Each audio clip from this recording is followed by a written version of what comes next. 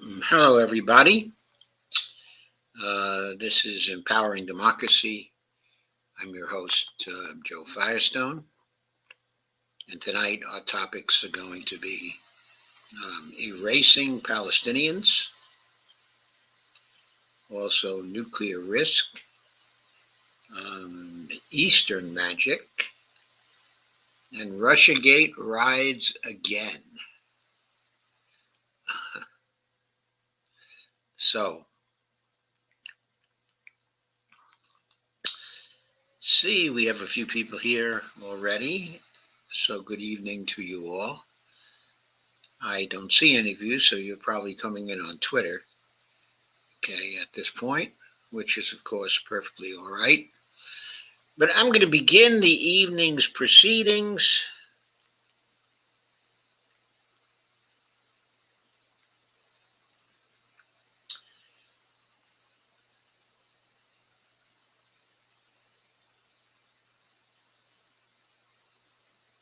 with the topic of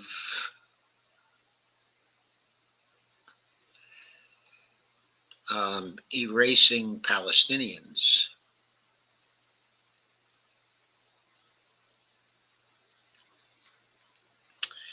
That comes from a piece which I'm about to share called "Why is Kamala Harris erasing Palestinians?"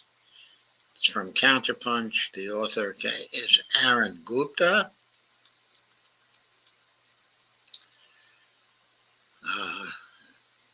And here a picture of day 3 of the DNC, August 21st, 2024. Thousands of protesters from Chicago's, quote, Little Palestine, unquote, marched in support of Gaza and called on Harris to endorse an arms embargo on Israel and a permanent ceasefire. And Sherry Mali Center with Friends said, quote, holding out our votes, unquote, could force Harris to agree to the movement's demands.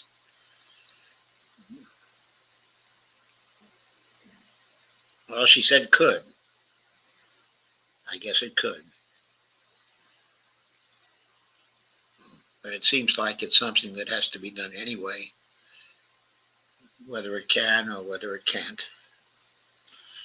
But going on with the article, it's not that the Democrats did not show any concern about Palestinians at the Democratic National Convention. They showed extraordinary concern given the lengths they went to erase them from Kamala's coronation. Afterwards, the Democrats seemed ecstatic that a little genocide didn't disrupt their joy.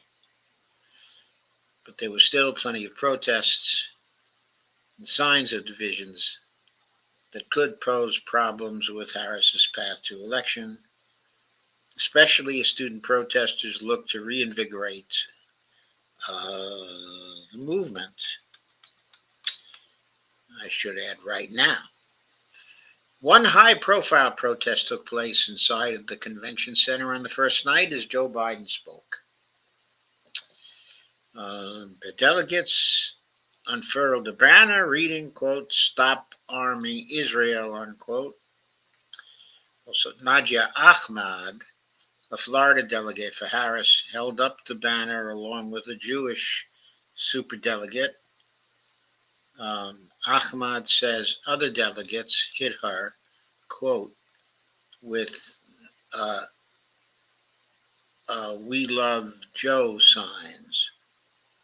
Oh, I see, hit her, quote, "We love Joe" signs, because evidently she had some "We love Joe" signs also. It revealed how liberals are more enraged at those opposing genocide than those committing genocide. A funny thing that, isn't it? During the DNC, there were countless press conferences, vigils, street theater, and small protests in support of Gaza. There were plenty of cranks, conspiracists, and insurrectionists, too. One wiry, middle-aged Californian who drove a van across country outfitted with light boards, sat next to the park where protests were held, and screamed, quote, the Nazis, unquote, quote, Zionists, unquote, and crude sexual slurs against Harris over his sound system. In 30 seconds of conversation, he claimed, quote, Jews control the government, unquote, and in another 15 seconds, he veered into JFK conspiracy theories. The second night, quote, behind enemy lines, unquote, organized a Judean People's Front Suicide Squad style mob to bring the fight to the Israeli consulate under the slogan, quote, make it great like 1968, unquote. They then were swept aside by cops, outnumbering them 10-1. On 3 separate days, lively pro-Palestine marches, drawing up to 3,000 people, stepped off from Union Park, a half-mile from DNC. They called for an arms embargo on Israel and a permanent ceasefire. While protesters were defiant, the marches should have attracted 10 times as many people given the popular outrage and the gravity of the situation. At one exit from the convention center, protesters read names and ages of children murdered by Israel. One reporter said the delegates chanted, quote, USA at them, unquote. In the video, DNC attendees can be seen covering their ears as protesters read the names of children. One attendee shrieked, in mockery, quote, 18 years old, unquote. I'm not sure I understand the mockery there. No Palestinians allowed. On the third day, 24 delegates and supporters of a ceasefire staged a sit-in outside the VIP gate and inside the convention fencing. Protesters demanded that the DNC allow a Palestinian to take the stage to speak on Gaza. The Democrats refused. The Washington Post claimed the DNC made concessions to Palestinians. Haaretz said, quote, the DNC slams the door on Gaza advocates, unquote. The Israeli press is typically more unbiased about the U.S. relationship with Palestine, and Israel. That is more unbiased than our press, I assume. It's meant here. The Democrats are mad that Palestinians dare protest their extermination. A supporter with the uncommitted national movement told me a long list of Palestinian speakers was presented to the DNC. All of them were rejected. One rejected speaker was Ahmad Fuad al-Khatib. He is with the Atlantic Council, a pro-Zionist think tank. Al-Khatib says he is, quote, anti-Hamas, unquote. He said, quote, there were several attempts to get me on the DNC stage to speak and share a message of healing and unity. All were unsuccessful. I even offered to bring a hostage family and talk together about ending the war in Gaza, releasing the hostages, and confronting hate and extremism, unquote. Sit with that for a minute. A pro-Zionist, anti-Hamas Palestinian who offered to take the stage with a hostage family wasn't good enough for the DNC. Consider a second rejected speaker, Georgia's state representative, Ruah Rahman. Mother Jones called her a, quote, a safe last resort, unquote. She said, quote, if an elected official in a swing state who is Palestinian cannot make it on that stage, nobody else can, unquote. She added that her speech was, quote, frankly, very sanitized, unquote. Watch her speech. There's a link to it there in the article. It is very short and mild. It is Midwestern grandma at Taco Bell. That kind of mild. What does it say that Palestinians who are deferential to Israel, a state and society seething with genocide, are still not good enough to speak at the DNC? Harris is simply bowing to the diktats of a Democrat's true constituency, specifically billionaires and national security interests. They tend to unconditionally back Israel, the most important U.S. client state. For a primer on how Israel has been central to American global power, read Chomsky. And there's a link to an article by Noam Chomsky. The power broker. Take B'chaim Saban, one of the most prominent Democratic mega donors. He has said, quote, "I'm a one-issue guy, and my issue is Israel," unquote. Saban dropped staggering sums on politics. He gave $16 million to Hillary Clinton's 2016 campaign, $7 million for a new DNC building, more to liberal think tanks, organizes fundraisers that raise millions, and, quote, as much as $30 million to the Clinton Foundation when Hillary was Secretary of State, unquote. This is according to Mondo Ice, and there's a link to that article. Unsurprisingly, Saban throws his weight around and is an extremist on his one issue.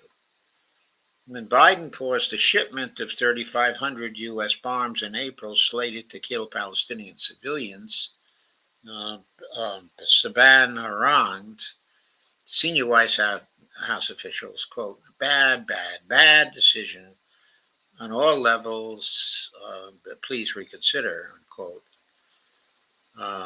I'm sure that was a tweet. Saban also told the White House, quote, let's not forget that there are more Jewish voters who care about Israel than Muslim voters that care about Hamas, unquote. Let that sink in. Israel claims it is fighting Hamas. However, Israel equates all Palestinians with Hamas, meaning they're all targets. That logic animates Israel's genocide of Gaza, which, quote, is quite explicit, open, and unashamed, as Jewish Currents states. Saban is doing the same thing. He is equating millions of Americans with Hamas. To Saban and his cohort, all Arabs equal Muslims.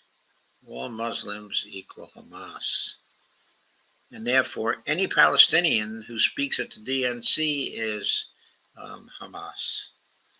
Why else would Kamala, the party's decider, reject Ruah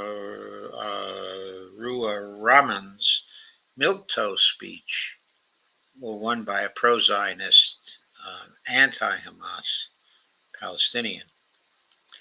From an electoral standpoint, it makes no sense.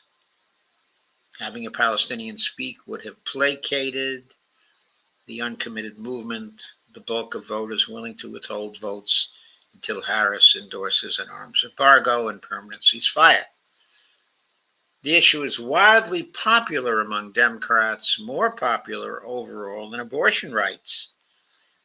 83% support a permanent ceasefire, and only 9%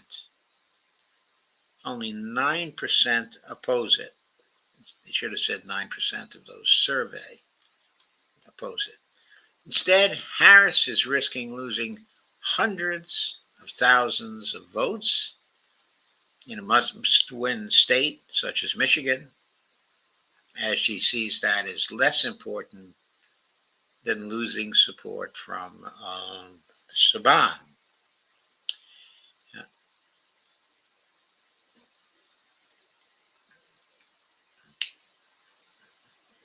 Perhaps she thinks that the many, many millions that he raises for the Democratic Party actually bring more votes than the hundreds of thousands in the must-win state, okay, of Michigan. Also, she probably calculates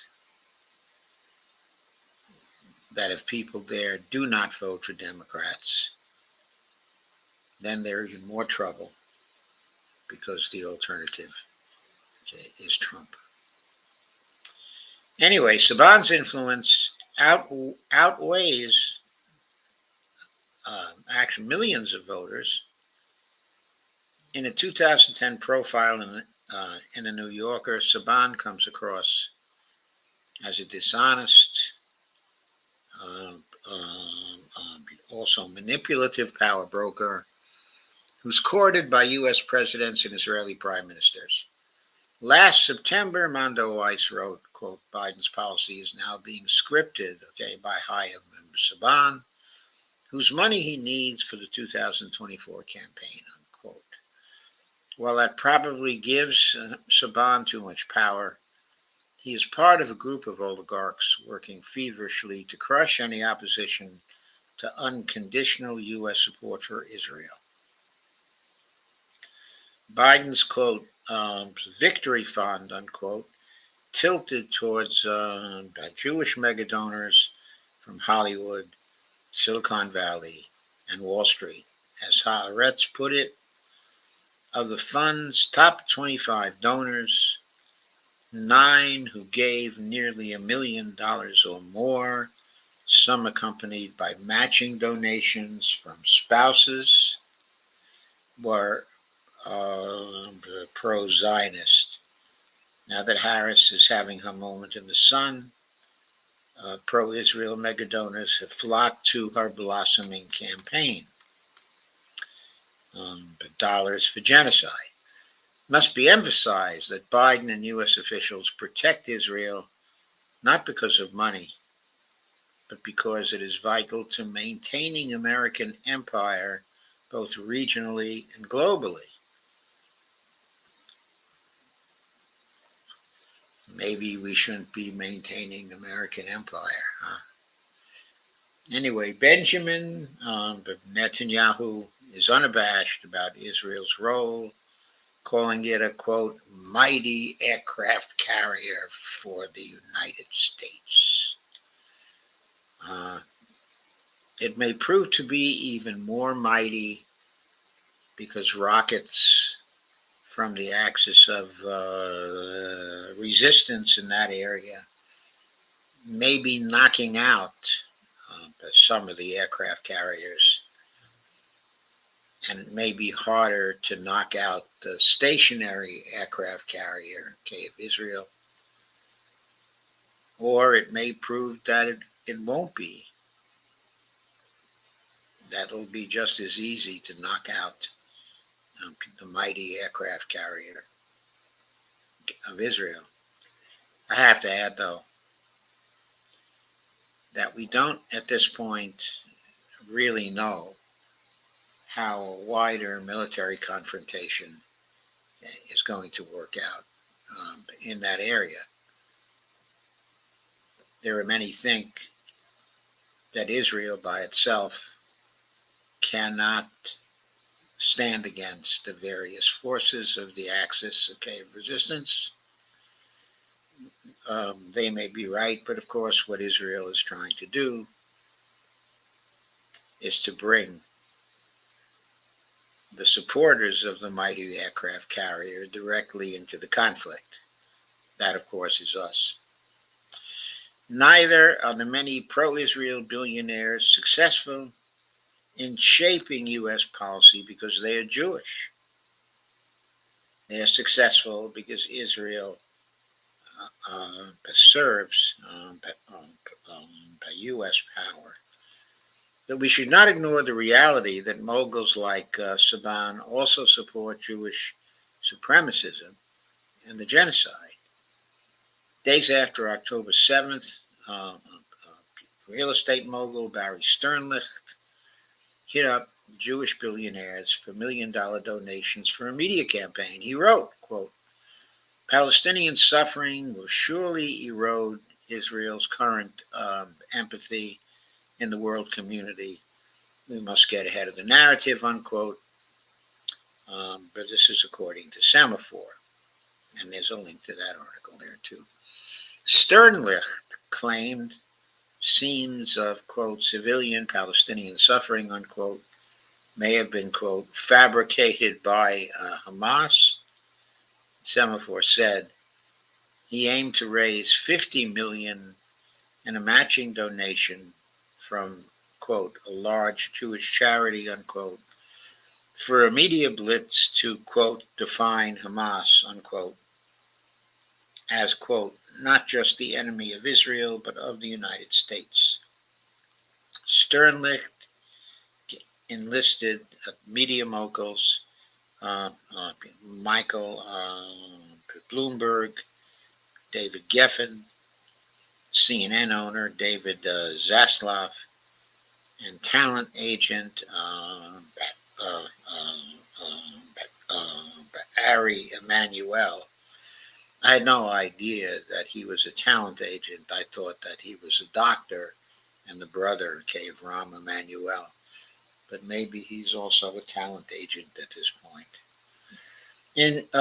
Investors Bill Ackman and also Mark Rowan, also Michael Milken, Nelson Pelz, and tech leaders Eric Schmidt and Michael Dell, who combined have $500 billion in wealth. Yeah, they're big players, aren't they?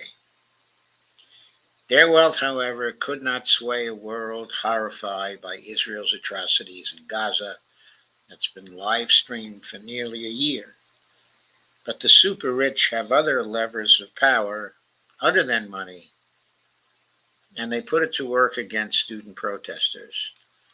Pro-Israel billionaires scheme like cartoon villains in the Legion of Doom. I guess I've yet to read that particular cartoon.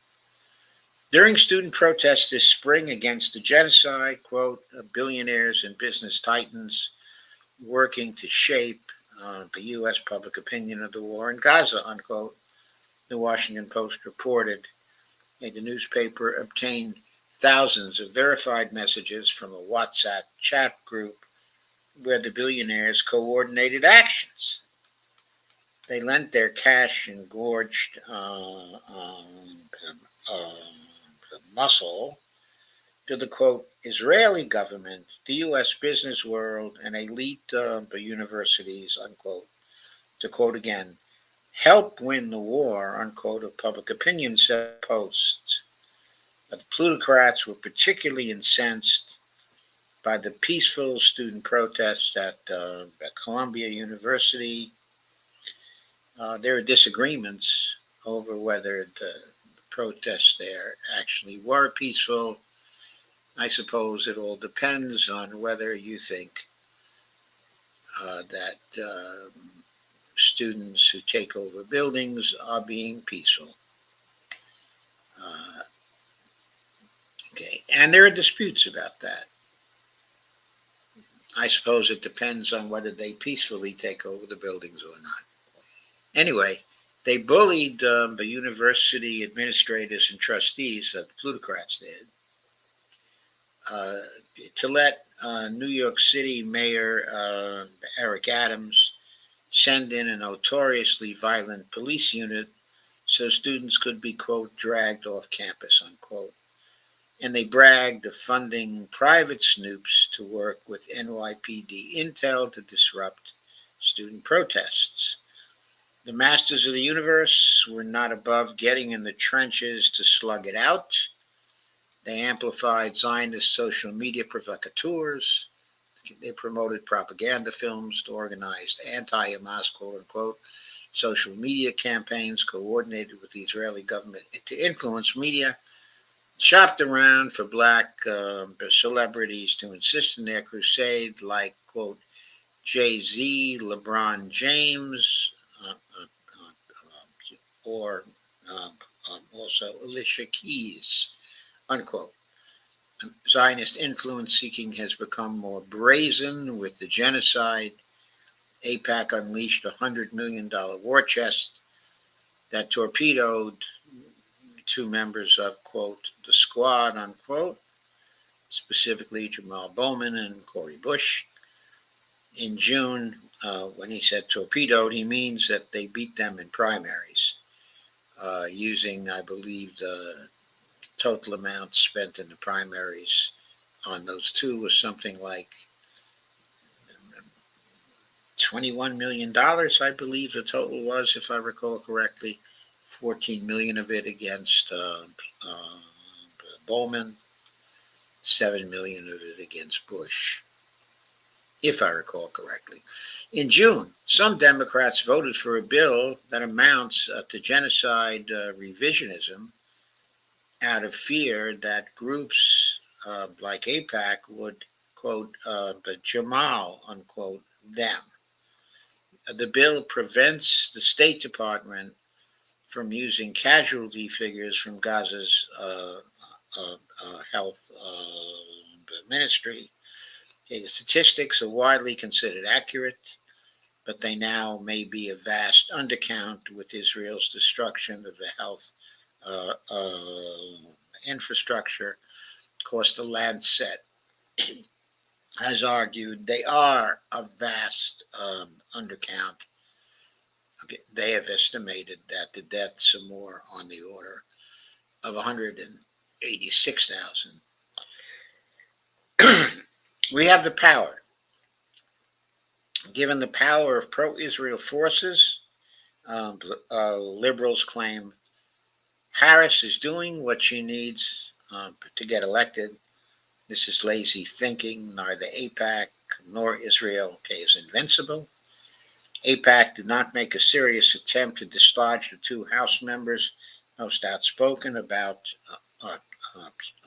the genocide, specifically Ilhan Omar and Rashida Tlaib. It dropped a $4.5 million bomb in the California primary to defeat State Senator Dave Min, who was running to succeed Katie Porter, but that turned out to be a dud, as Min won the primary anyway. So even if they spend $4.5 million on a congressional race, which is a very large amount for a congressional race, because generally they average about $2.6 million in spending. So if they add $4.5 million to somebody's spending, that should be enough to defeat them, but it wasn't enough to defeat Dave Min. And I have to add that their spending isn't always enough, even though they did beat two of the congressmen they set out to beat. As far as Israel goes, it is, quote, already becoming an international pariah, unquote, says Haaretz, and its economy has tanked. Nearly 10% of the population is out of action, with 120,000 Israelis displaced internally and up to 470,000 others who have bailed since October 7th or never returned from summer vacation overseas because of the war. Israel is on the ropes, and Democrats are in denial, embracing the big river. Its platform reads like AIPAC wrote it. In her DNC speech, Harris spoke of, quote, dignity, security, freedom, and self-determination, unquote, for Palestinians, but couldn't say ceasefire, occupation, or settlements.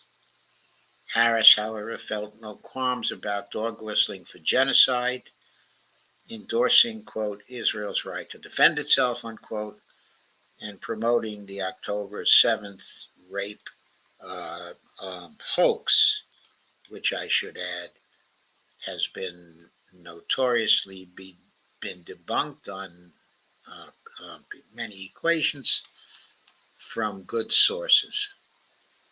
Quote, I will always stand up for Israel's right to defend itself, this is Harris, and I will always ensure Israel has the ability to defend itself because the people of Israel must never again face the horror that a terrorist organization called Hamas caused on October 7th, including unspeakable sexual violence and the massacre of young people at a music festival, unquote. To that, I have to add, as I frequently do, that first, the initial figure of 1,200 fatalities that was originally spread was later reduced to around 1,100, and many have come forth to claim, some out of their experience, to testify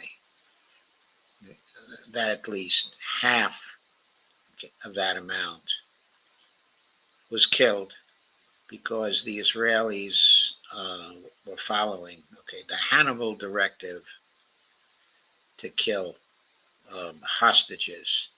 So, in rough numbers, rough terms, 550 out of the 1,100 were killed by Israelis themselves. Take that for what it's worth. Compare what Harris said to George W. Bush, said in 2002. His words were far bolder, if as meaningless as Harris's. Quote, permanent occupation threatens Israel's identity and democracy. A stable, peaceful Palestinian state is necessary to achieve that security Israel longs for. So I challenge Israel to take concrete steps to support the emergence of a viable, credible Palestinian state.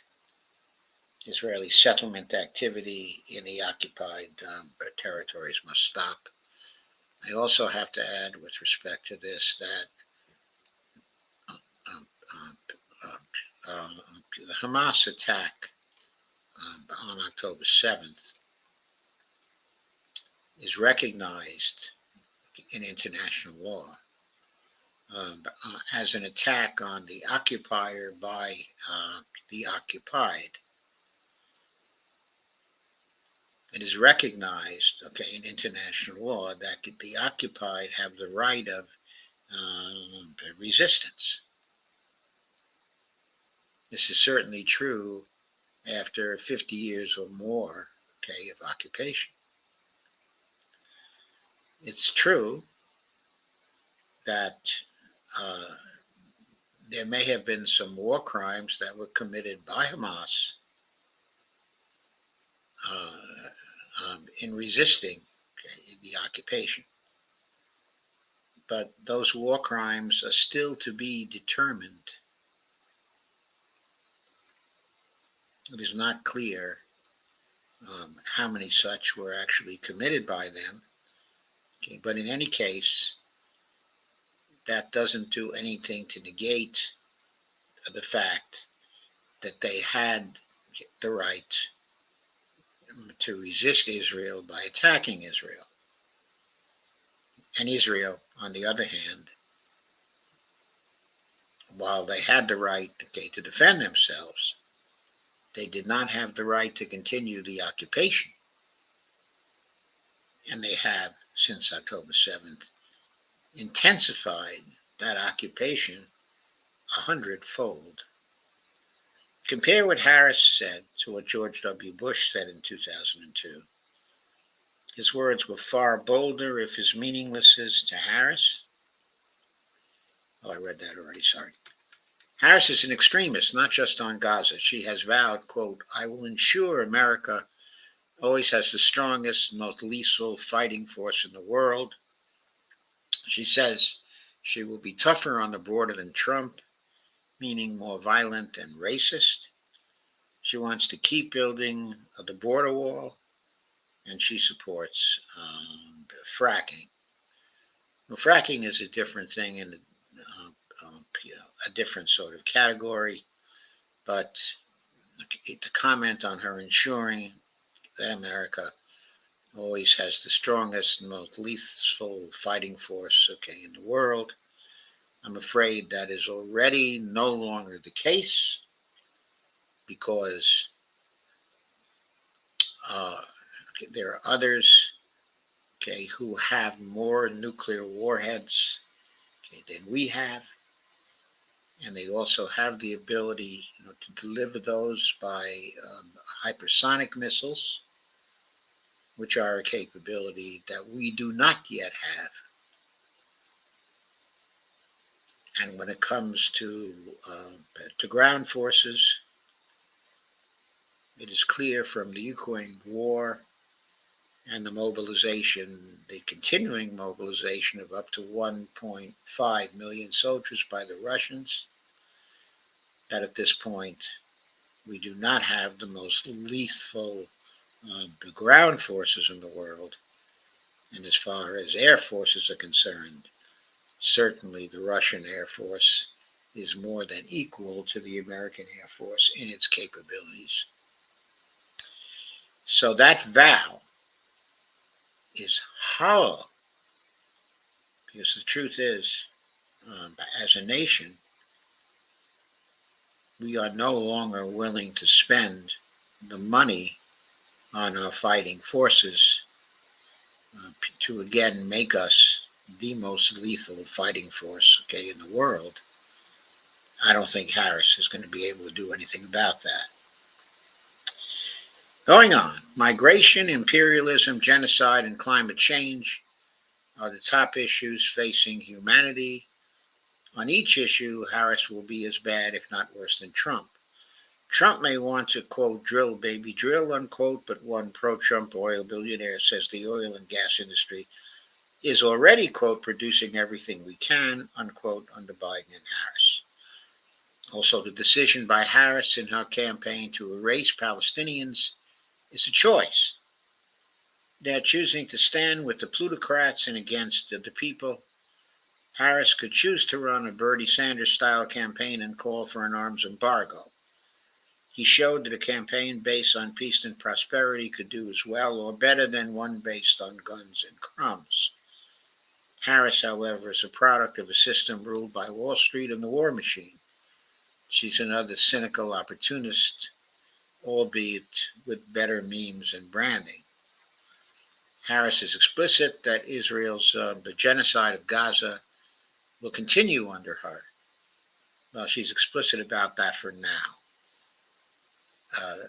To give her the benefit of the doubt, I don't know that that will continue. We have to see about how long she resists the growing pressure on her to change. But for now, we have power over her, the power to withhold our votes. That's what she fears. And we need to make our threat credible, that her only path to election is by ending the genocide. I have to say about that,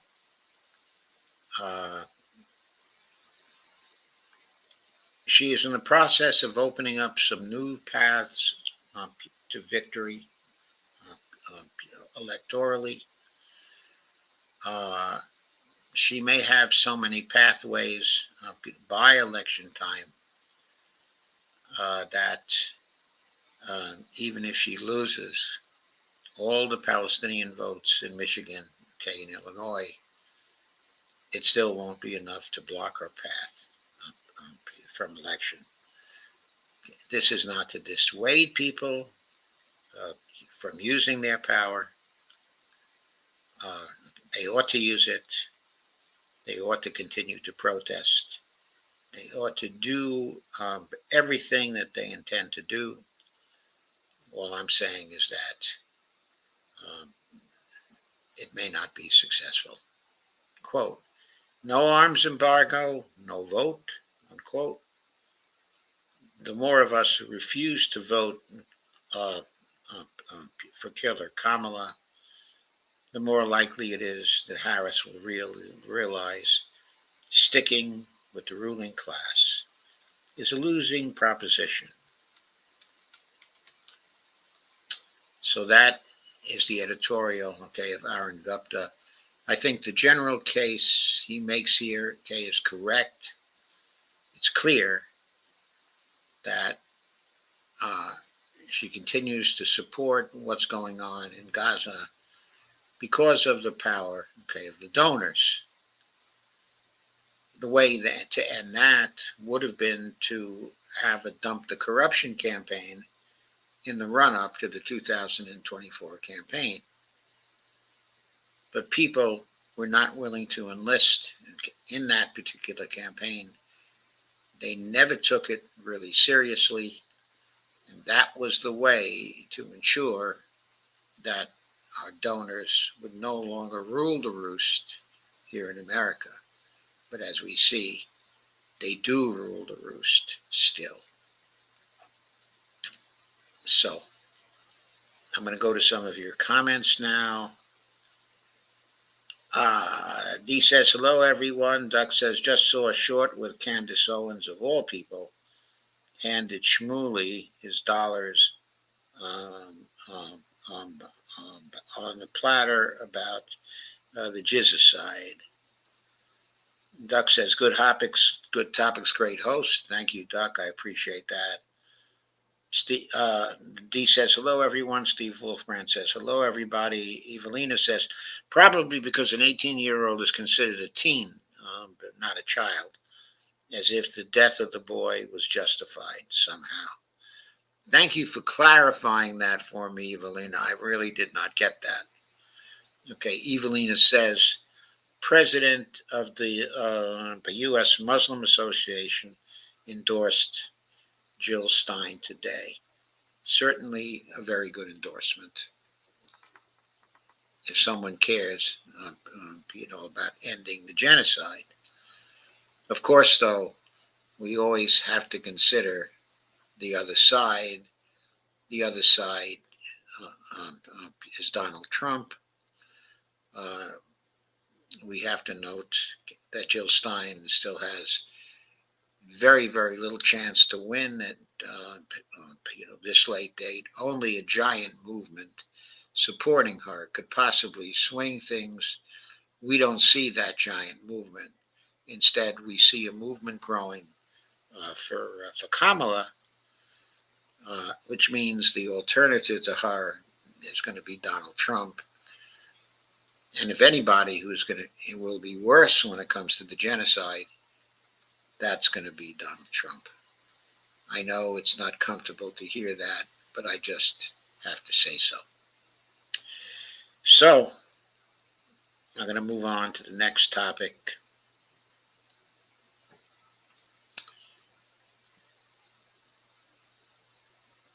Which is going to be Eastern Magic, actually. Russia, China, ASEAN weave their Eastern magic, and that is a piece by Pepe Escobar. He wrote it on September 9th, 2024. I picked it up in the UNS review, and I'm sharing the article with you now. Here's a photo from the Eastern Economic Forum in Vladivostok last week. I believe that Anwar Ibrahim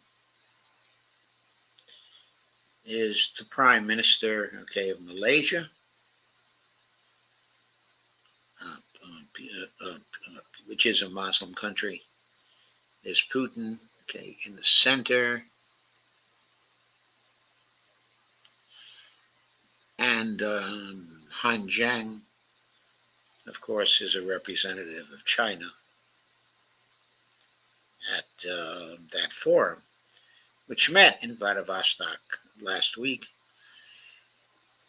Very much in tune with the forum's main theme, quote, Far Eastern 2030, combining strengths to create new potential, unquote. That stage was shared by President Putin, Vice President of China Han Zheng, and the Malaysian Prime Minister, as I said before.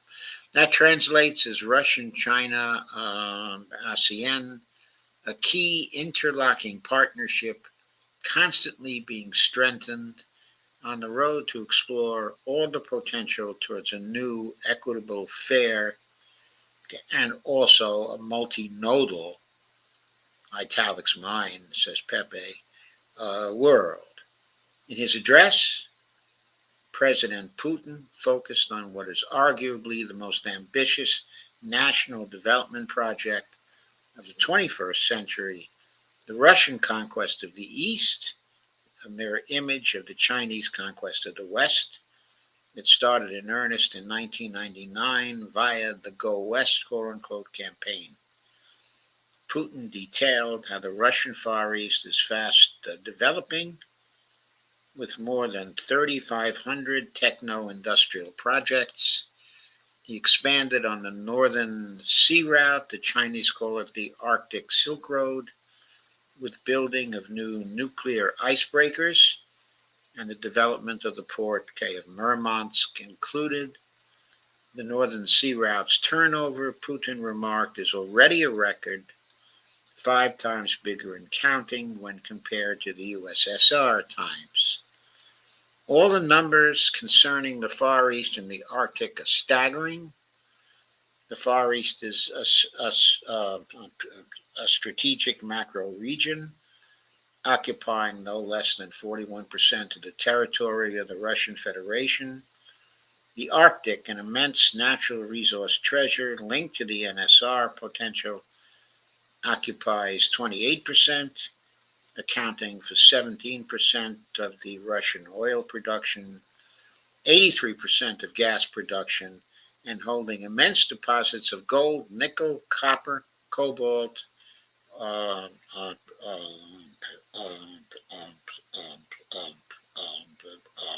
platinum group metals, and also diamonds. So it's no wonder the recurrent Western colonialist stream of attacking, dismembering, and plundering Russia, whose latest iteration is the obsession on inflicting a, quote, strategic defeat, unquote, of Russia and Ukraine, is directly linked to grabbing and exploiting the infinite wealth of the Far East slash Arctic. I'm going to quibble about the infinite wealth statement, but of course there is huge wealth there. Putin once again described how the two regions are, quote, the future of Russia, unquote, and a federal priority for the entire 21st century. In fact, a matter of national security. Investment growth and starting capital is already up by 20%, twice the Russian average, and each ruble of state funding is matched by 34 rubles of private investment. Key industries include energy, petrochemicals, mining, timber, logistics, uh, uh, also aircraft, machinery, shipbuilding, agriculture, and fisheries. Um, Malaysia's Anwar, a first class by orator, expanded on ASEAN as a crossroads of Asia Pacific and weaved an elegant analysis of soft power, complete with Russian literature. It's his first time on Russian soil, stressing contributions at the, quote, very fabric of human history and thought, unquote, and how Russia is, quote, pointing the boundaries of possibility, unquote. In parallel, he praised the rise of the global South, 40% of global GDP, over 85% of the population, the appeal of BRICS, and Malaysia officially applied to join BRICS Plus, which I'm sure is one of the reasons for the many kind words to Russia and Putin, since Russia is chairing BRICS Plus, and the meeting of BRICS Plus, at which the invitations to join up will be carried out, is only a month away. That meeting is in Kazan in October. And how Russia should be attracting increasing, quote, investment from the Muslim uh, um,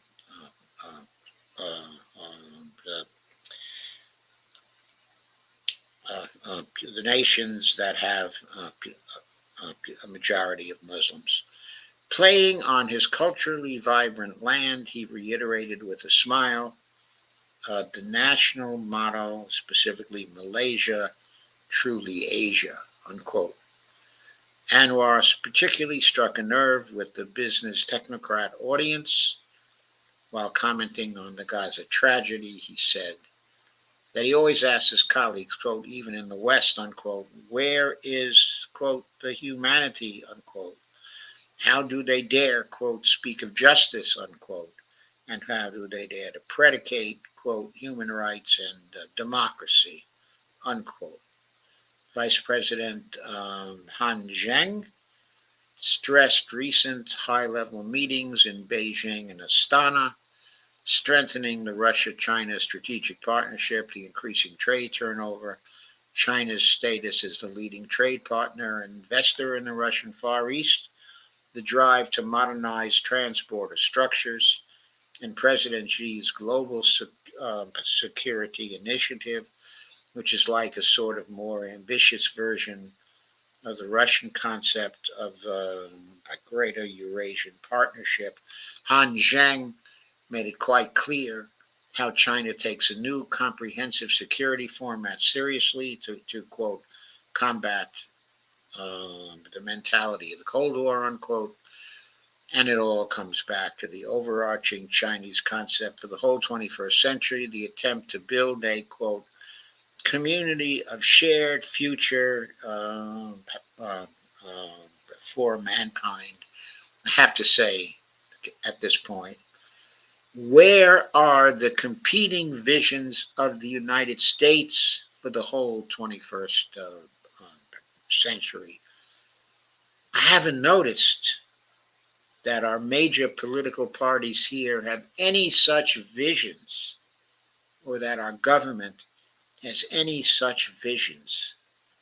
Our vision seems to be one of continuing to be the hegemon, okay, of the whole world. That vision doesn't offer anything to other nations except a lot of killing and a lot of grief. Asia Pacific, all about technology and science. In practical terms, the forum, attended by 7,000 guests from 75 nations, quote, very few from the West, clinched 258 deals worth a significant $5.4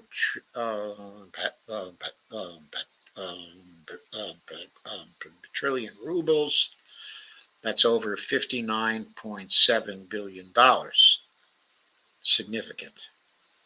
A delightful highlight, just like last year, was an open-air exhibition by the sea, featuring the culture, customs, cuisine, and spectacular natural beauty of a wealth of regions from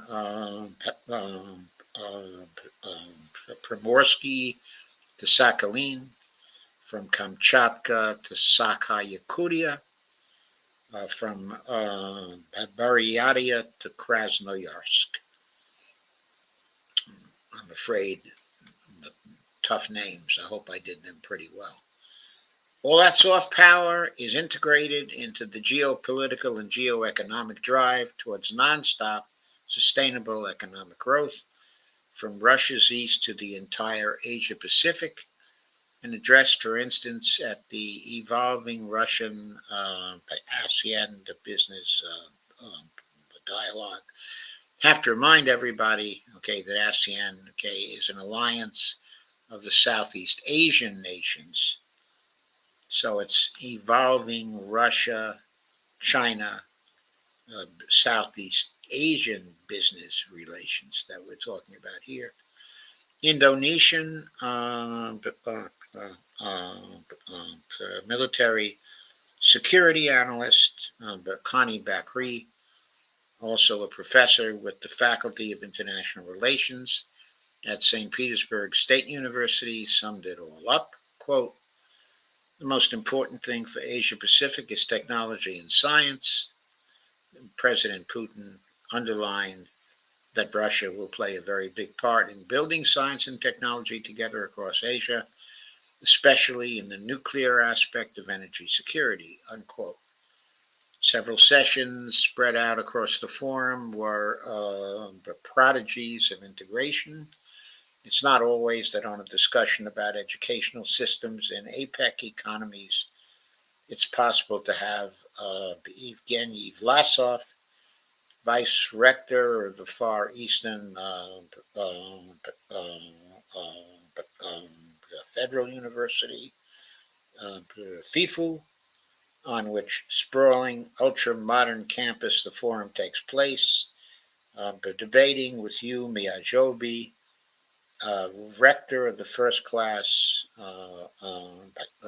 Liaoning University in Hong Kong, on the so-called Eastern Polygon, the debate, attended by top Putin advisor Igor Levitin, was on geoeconomics, shifting to Asia Pacific, with the Far East becoming an absolute gateway for foreign trade.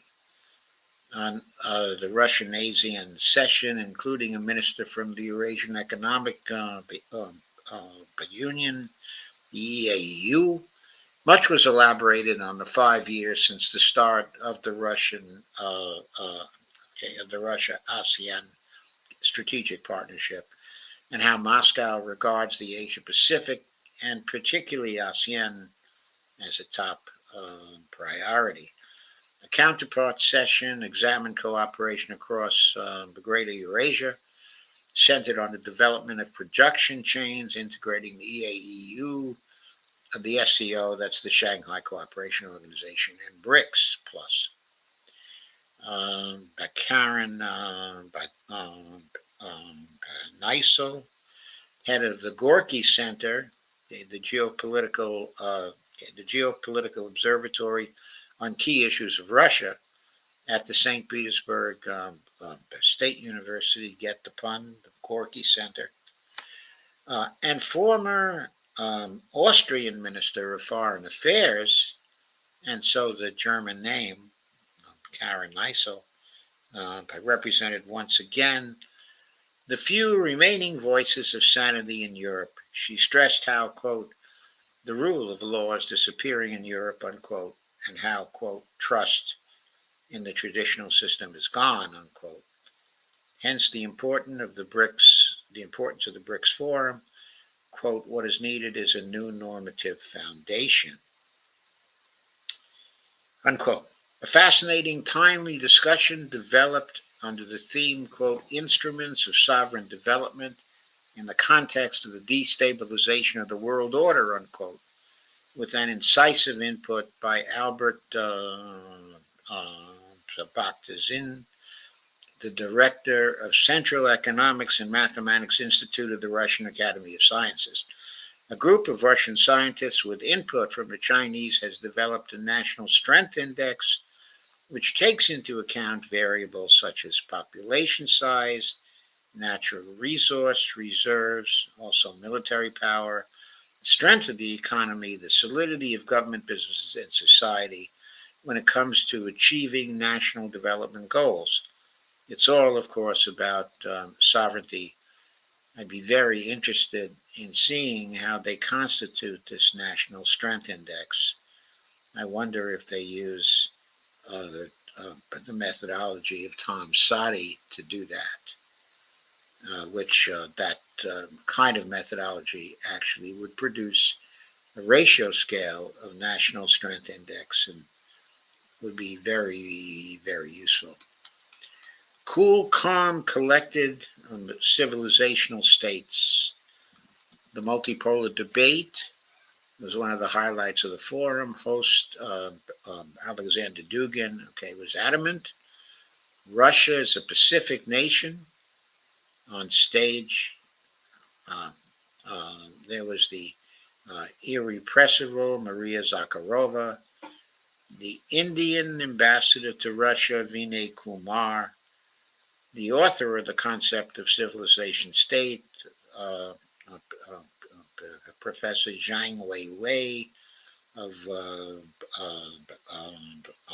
Fudan University, Indonesian analyst Connie Bakri, former Prime Minister of Nepal, um, his name is Matsaf Kumar, top class French geopolitician uh, um, um, um, um, Amaric Choprad, plus several ASEAN scholars and analysts in the audience. The consensus was that the unilateral international order based on rules that the collective West changes at will should be on the way out.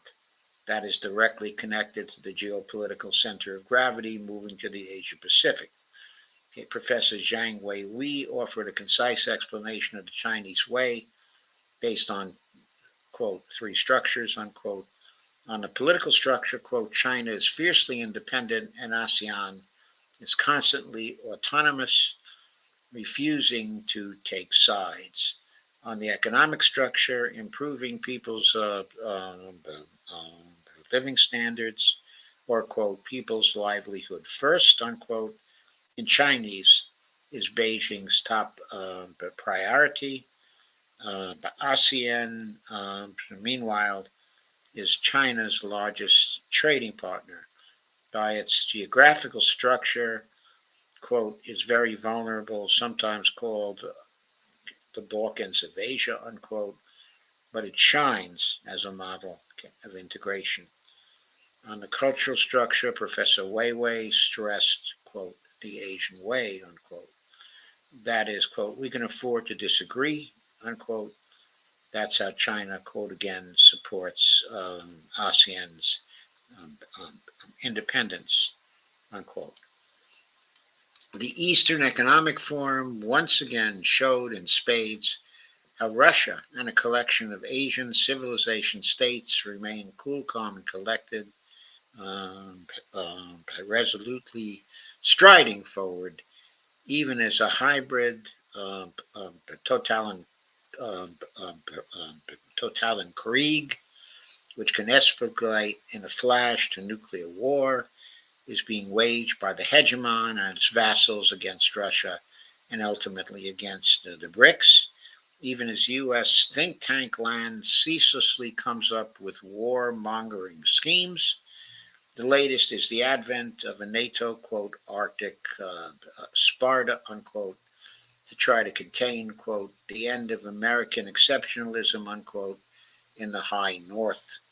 The new socioeconomic connections explored at the forum and the consequential new stability and resilience are even more significant game changers than the military moral debacles in Gaza and in the black soil, of Novorossiya.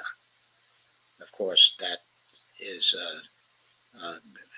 in Russian. The translation of that, is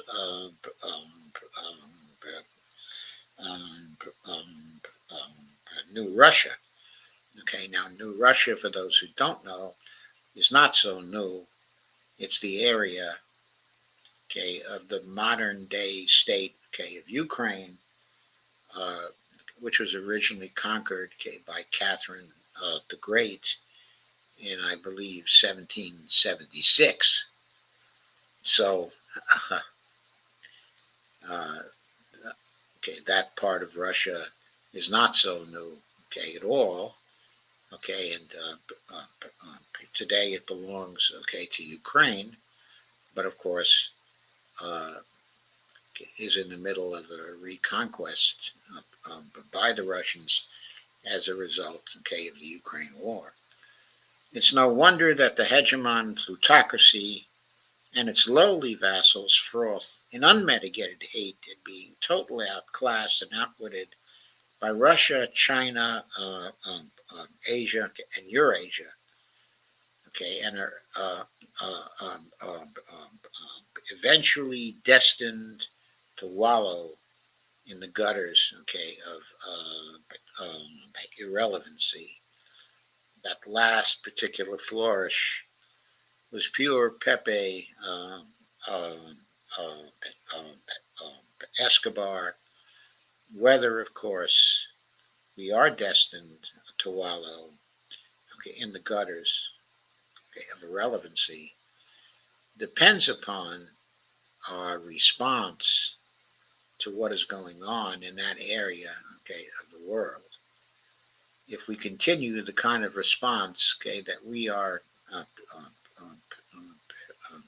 making now, and if we can avoid, okay, a nuclear conflagration, then our fate is going to be what Pepe says, okay, it's going to be.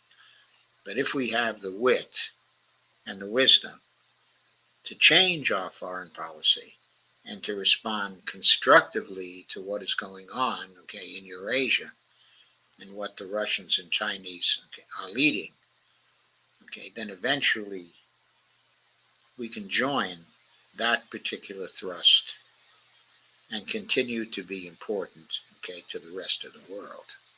But right now, we are risking the gutters, okay, of irrelevancy that Pepe talks about, and that has to end. So moving again to your comments, I see we're up at 42 again. That's pretty good. Speaking of BRICS, Russia told Turkey that if it wanted to join BRICS, it had to withdraw, okay, from NATO. Well, it's unusual, I think, for Russia to take such a position.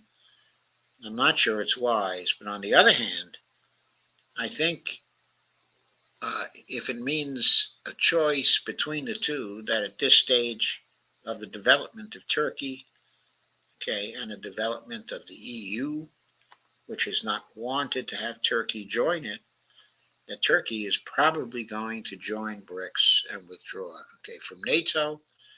And for those who don't know, the largest army inside of NATO is Turkey's army of 500,000 people. And it's also probably the best trained army and the most formidable fighting force, okay, in NATO. And I kind of agree that it's likely to leave, okay, at this point. That will be a very important change. So let us move on to the next of our topics, which is nuclear risk. And that connects very closely to our final topic, which basically, okay, is Russiagate rides again. But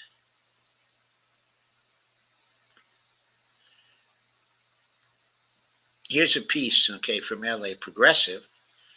60 years after Lyndon Johnson's, quote, Daisy ad, unquote, the silence on nuclear war is dangerous. And so it is. In the mainstream, here in our media, we don't emphasize the risk, okay, of nuclear war. Meanwhile, with respect to Ukraine, and also with respect to the Middle East, okay, to Western Asia, our involvement, as it gets more and more deeply involved, is risking more, okay, an evolution, to nuclear war. And our media is giving it almost no attention. It's all in the alternative media.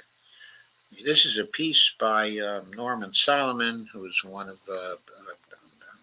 my favorite writers In their convention speeches this summer, both Donald Trump and Kamala Harris were silent on the need to engage in genuine diplomacy for nuclear arms control.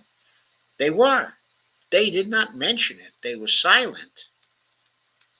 And their silence on that subject is receiving very little attention from the mainstream. And here, of course, is the little girl from the Daisy ad, that famous video of 1964.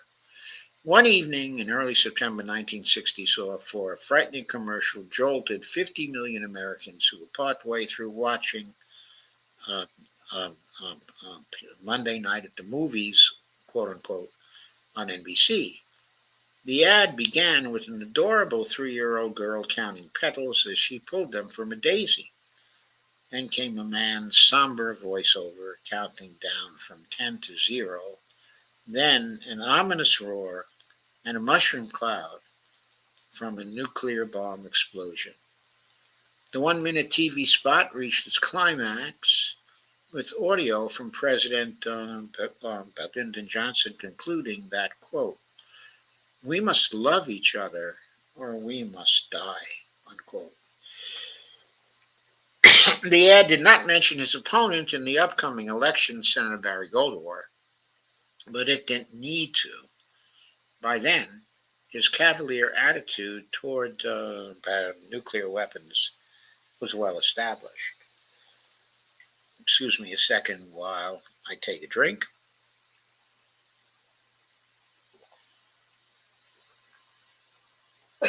Goldwater's bestseller, The Conscience of a Conservative, published at the start of the decade, was unnervingly open to the idea of launching a nuclear war.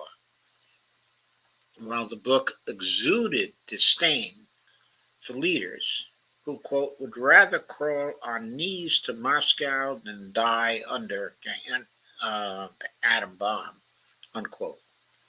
Of course, now we have graduated to thermonuclear bombs. Closing in on the Republican nomination for president, the Arizona senator suggested that, quote, low yield, unquote, nuclear bombs could be useful to defoliate forests in Vietnam. Here is the 1-minute ad. From the Library of Congress in Washington, D.C. Okay, I don't think I'm going to play it at this point. Of course, the impact of it was absolutely tremendous, but I don't think I have to play it. I think the description was severe enough. His own words gave plenty of fodder to others seeking the GOP nomination. Pennsylvania Governor William Scranton called Goldwater, quote, a trigger-happy dreamer, unquote, said that he, quote, too often casually prescribed the nuclear war as a solution to a troubled world, unquote. Okay, New York Governor Nelson Rockefeller unloaded with a rhetorical question, quote, how can there be sanity when he wants to give area commanders the authority to make decisions on the use of nuclear weapons, unquote. So the stage was set for the, quote, Daisy ad, unquote, which packed, okay, an emotional wallop and provoked a fierce backlash. Critics cried foul, deploring an attempt to use the specter of nuclear annihilation for political gain. Having accomplished the goal of putting the Goldwater camp on the defensive, the commercial never aired again as a paid ad, but national newscasts showed it while reporting on the controversy. Today, a campaign ad akin to the Daisy spot is hard to imagine from a Democrat or Republican nominee to be commander-in-chief who seem content to bypass the subject of nuclear war dangers. Yet those dangers are actually much higher now than they were 60 years ago. In 1964, the doomsday clock maintained by experts at the Bulletin of the Atomic Scientists was set at 12 minutes to apocalyptic midnight. The ominous hands are now just 90 seconds away. Yet in their convention speeches this summer, both Donald Trump and Kamala Harris were silent on the need to engage in genuine diplomacy.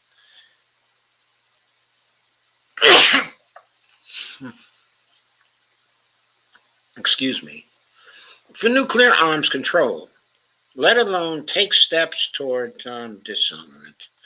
Trump offered standard warnings about Russia and Chinese arsenals and Iran's nuclear program, boasted of the rapport he has with North Korean dictatorship Kim Jong-un.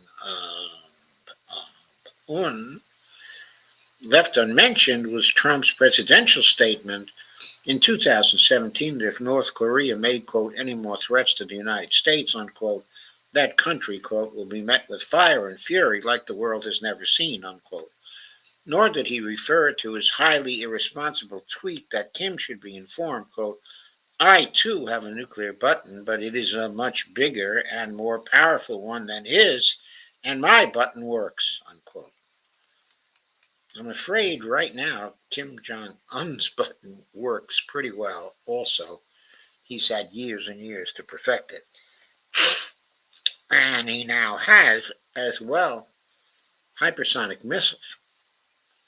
When Harris delivered her acceptance speech, it did not include the words, quote, uh, uh, uh, atomic, unquote, or, quote, nuclear, unquote, at all.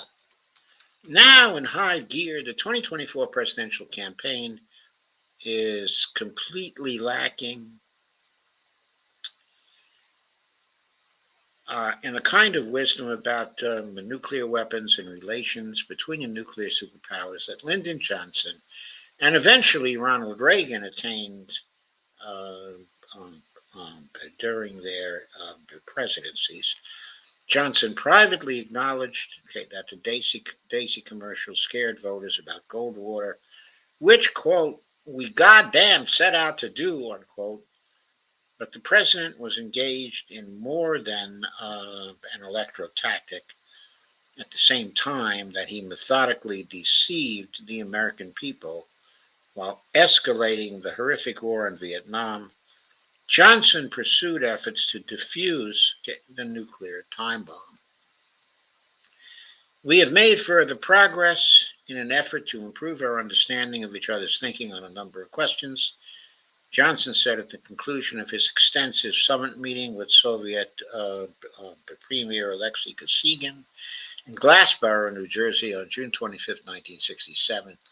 But 57 years later, there is scant evidence that the current or next president of the United States is genuinely interested in improving such understanding between leaders of the biggest nuclear states.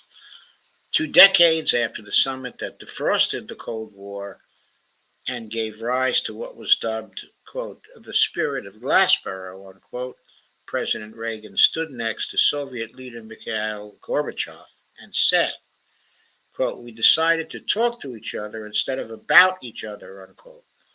But such an attitude would be a heresy in the 2024 presidential campaign.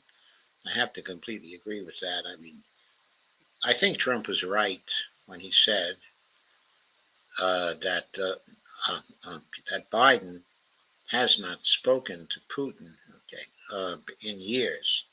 By the way, in the run-up to the war in 2022, Putin was quite open to talking with Biden and made a number of overtures and was ignored by Biden. Quote, these are the stakes, Johnson said in the Daisy ad as a mushroom cloud rose on screen. Quote, to make a world in which all God's children can live or go into the dark, unquote. Those are still the stakes, but you wouldn't know it now from either of the candidates vying to be the next president of the United States. And here I have to say what I've said many times before, and that is the Biden administration has placed us under risk okay, of nuclear war, serious risk, okay, of nuclear war, for the first time since the 1980s, the middle, okay, of the 1980s, roughly 1983 or so, yeah, 1984. That is a tremendous foreign policy failure, which, if not for the presence of the alternative, specifically Donald Trump, would by itself justify the defeat of the Democratic ticket.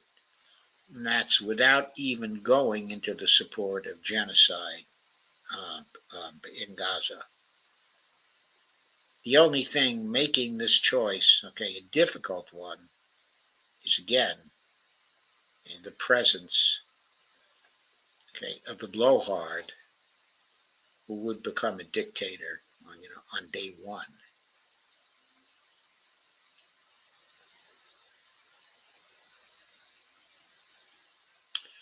Our choices this year are just terrible. I did all I could on my streams to get people to work to avoid having only those two choices. And then we come down, okay, to this particular situation. I thought at first, okay, that Bobby Kennedy would offer some hope for a different and more acceptable choice for the presidency of the United States. But of course, he became as bad as the two of them when it came to Israel. And he was much worse on matters of faux fiscal responsibility and on things like healthcare, okay, and many other topics where he was just, okay, a total disappointment. Anyway, we are now faced, okay, with this particular choice. We can, of course, go to Jill Stein, okay, but at this point, her support is too little. And so the risk is too great.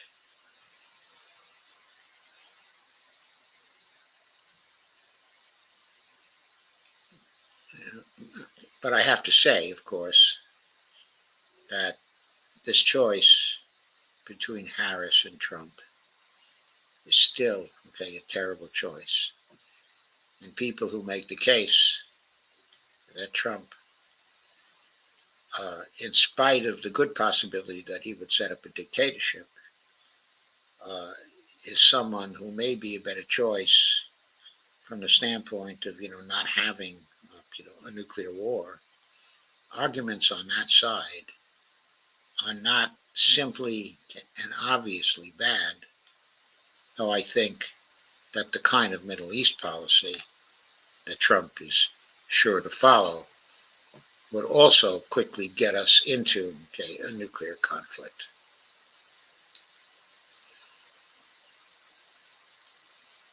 Which brings us to,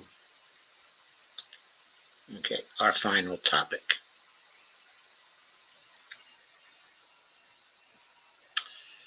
And that topic is Russiagate rides again.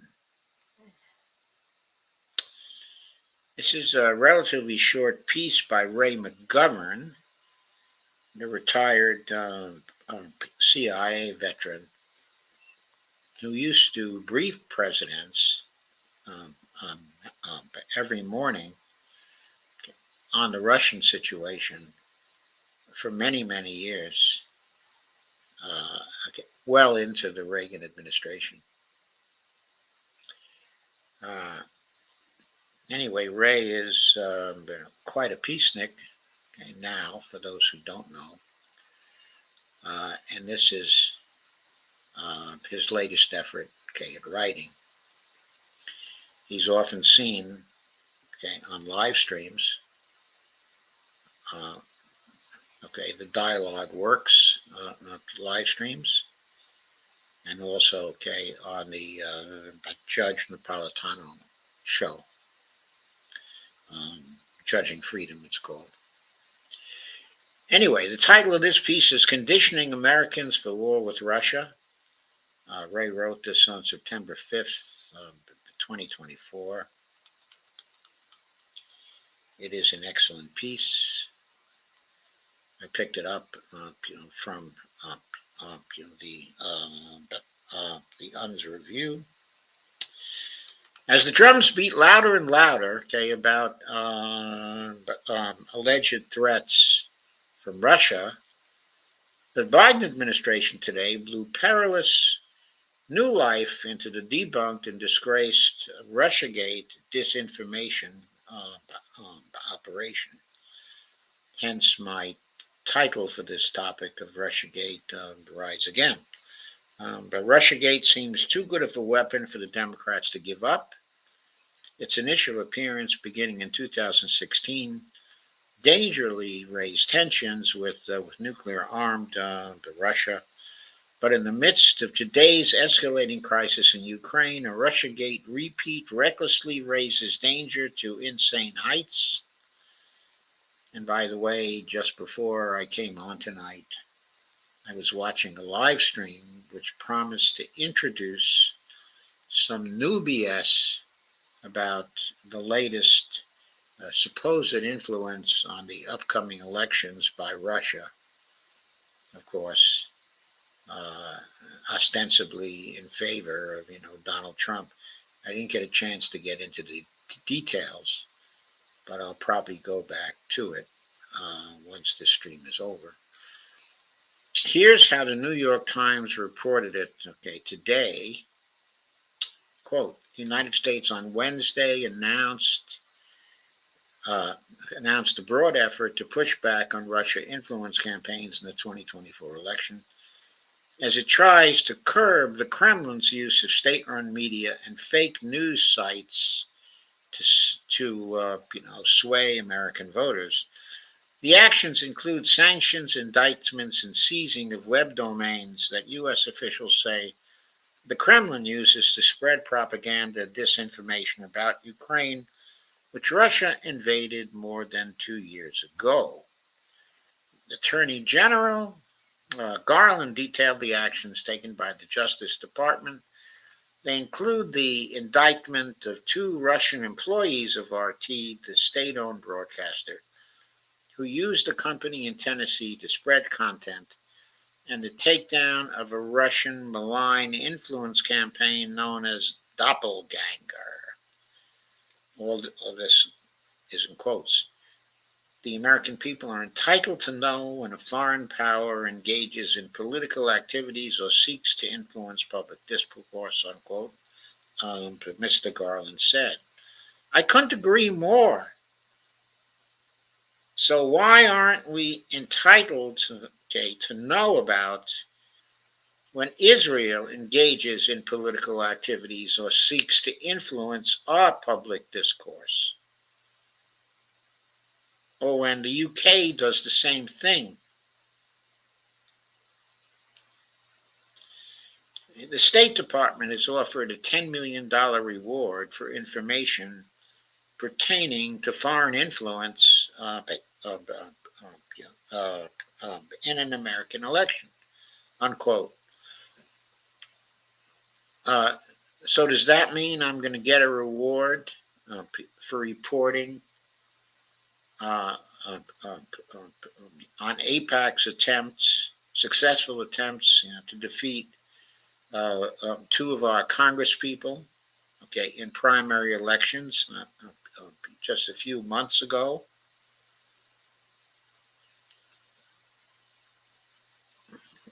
I know one might say, well, AIPAC is thoroughly American. It's not a foreign agent.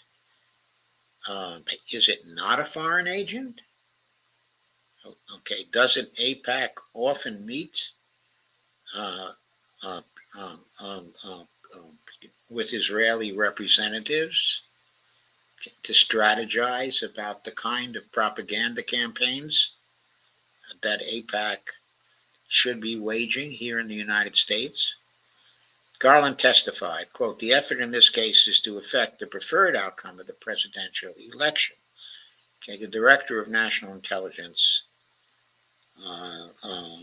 Avril Haines, okay, that is, has testified that Russia's preferences have not changed from the preceding election. Well, what evidence does she have for that?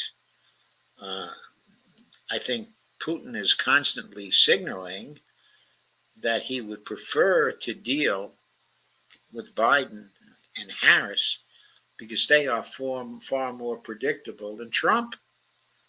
Of course, it's Putin. He could be lying, I suppose, but he might not be. He might be telling the truth. We need more evidence. We need more evidence as to who he's interfering on behalf of. Because after all, if he's interfering, on behalf of Harris, why would she want to stop the interference, right? That's, of course, my brand of sarcasm. CNN's breaking news alert dredged up thoroughly disproven myths of, quote, Russia's 2016 activity, which included hacking the Democratic National Committee and leaking documents aimed at undercutting Hillary Clinton's presidential campaign, unquote. The lie that won't die. Most Americans, not attentive readers of consortium news, will believe this recycled drivel from top Justice Department and FBI officials whose predecessors promoted the same gambit. As we pointed out 4 weeks ago in, quote, decay, decrepitude, the deceit in journalism, unquote, thanks to the establishment media, Russiagate continues to survive, quote, like a science fiction monster resilient to bullets, unquote. This, even though the $32 million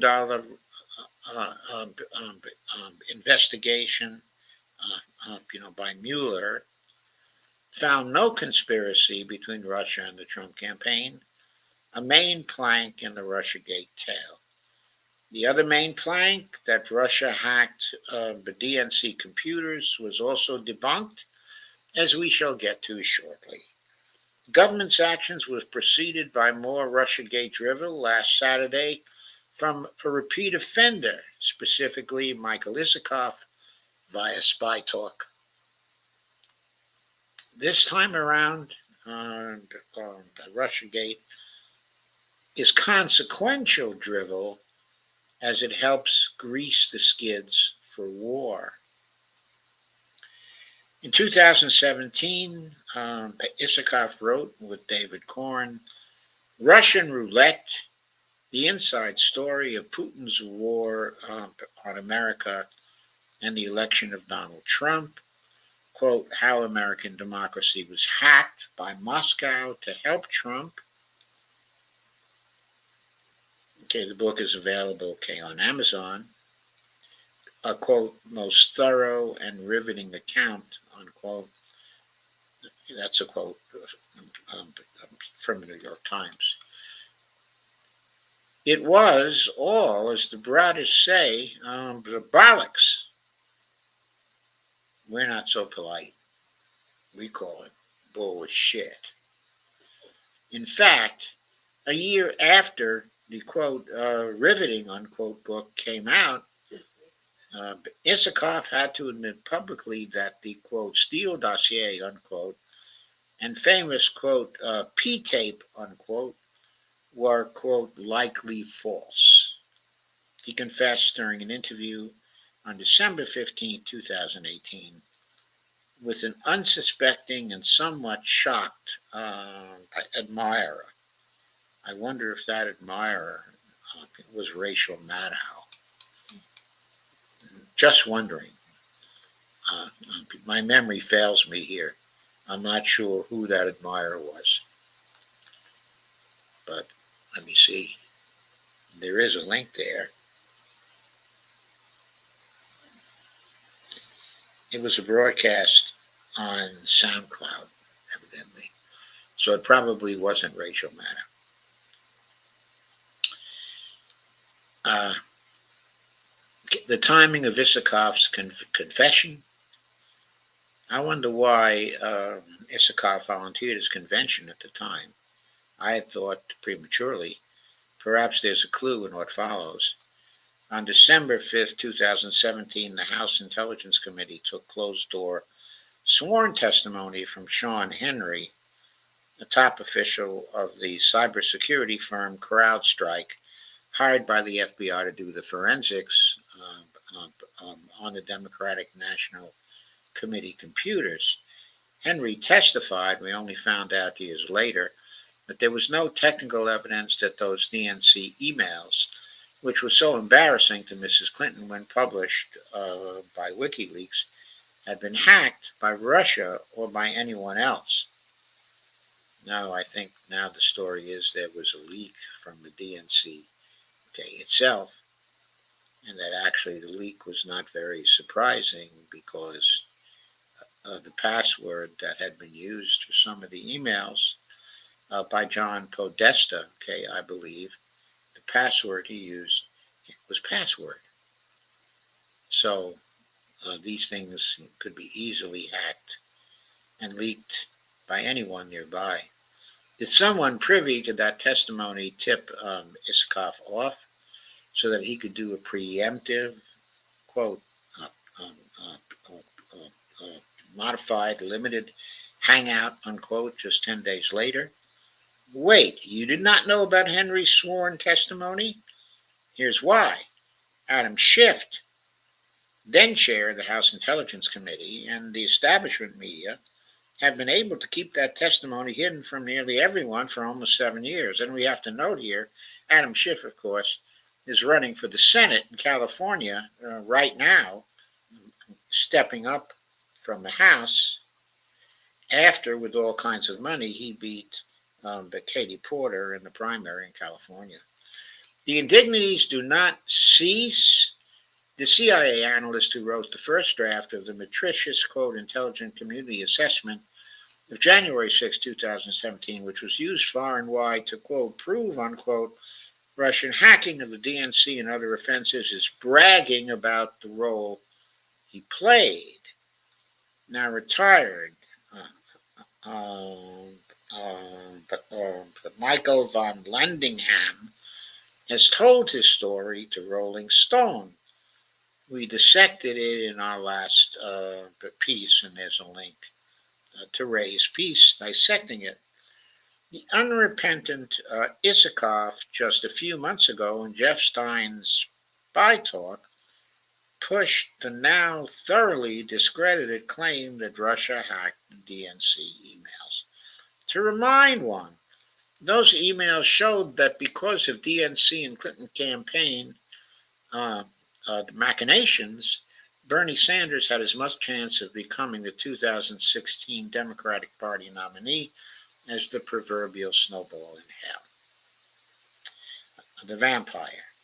Quote, Russia hacking the DNC, unquote, is like a vampire with no one able to drive a wooden stake into its heart and keep it there. President Obama himself knew it was phony, yet he expelled 35 Russian diplomats for hacking and other alleged meddling in the 2016 election. Is Isakov's latest redux in Spy Talk a harbinger of more Russophobic brainwashing as National Security Advisor Jake Sullivan and Secretary of State Antony Blinken prepare a response to Russia prevailing in Ukraine? Because the prevailing is getting awfully close now, folks. The collapse of Ukraine is getting awfully close. And the Russians are cleaning up in Kursk and continue to advance in the Donbass in their effort to clear out the whole of the Donbass and the other provinces that they've taken over from any of the Ukrainian military. In the piece, Isakov peddles the dangerous fantasy that Russia is threatening Europe beyond Ukraine, while at the same time saying Russia can't even win in the Ukrainian stalemate, quote unquote, stalemate. 600,000 Ukrainian military have died versus about 80,000 of the Russian military. And the Russians now outnumber the Ukrainians by something like 700,000 to 300,000 inside of Ukraine. And there are more Russian troops getting ready to come in as we speak. Isakov does this in an interview with John Sullivan, a former U.S. envoy to Moscow, who's just published a new book about his time in the Russian capital. He says, quote, "This is all about the Russian aggression," unquote. Sullivan continued, quote again, "It happens to be directed at Ukraine, which is why the point of the spear is sticking into Ukraine, but it won't end there, and I draw the analogies, many analogies in the book, the Second World War and the start of the war in the late 1930s and the late 30s, unquote." I think that's a little redundant.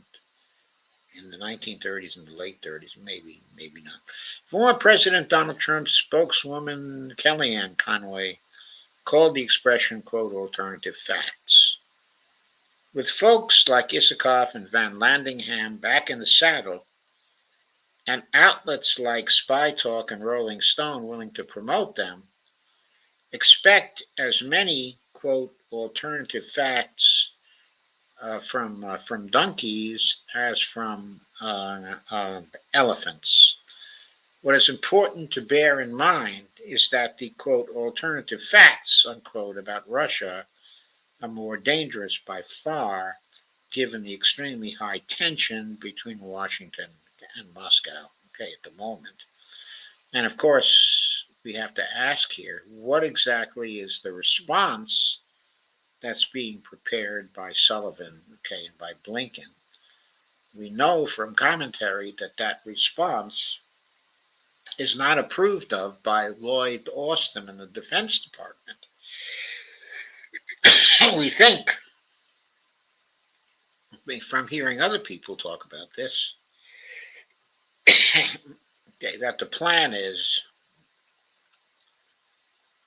to allow Zelensky and his regime to strike even more deeply, okay, into Russia with various kinds, okay, of missiles, longer range missiles.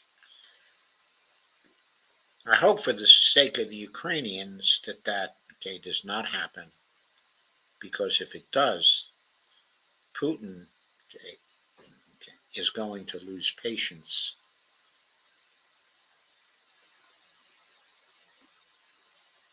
And I don't think that Tony Blinken and Jake Sullivan are ready to take responsibility for the outcome, which could well be the destruction of Kiev. But just saying. But this gets closer and closer to risking a nuclear war, and closer to Russian retaliation against the nations, okay, of Western Europe participating, okay, in the NATO attack. I think Putin is likely to be cautious, and not send any ICBMs our way, towards Boston, for example. But we need to keep in mind that we don't have any defenses against the hypersonic missiles which the Russians will use to retaliate.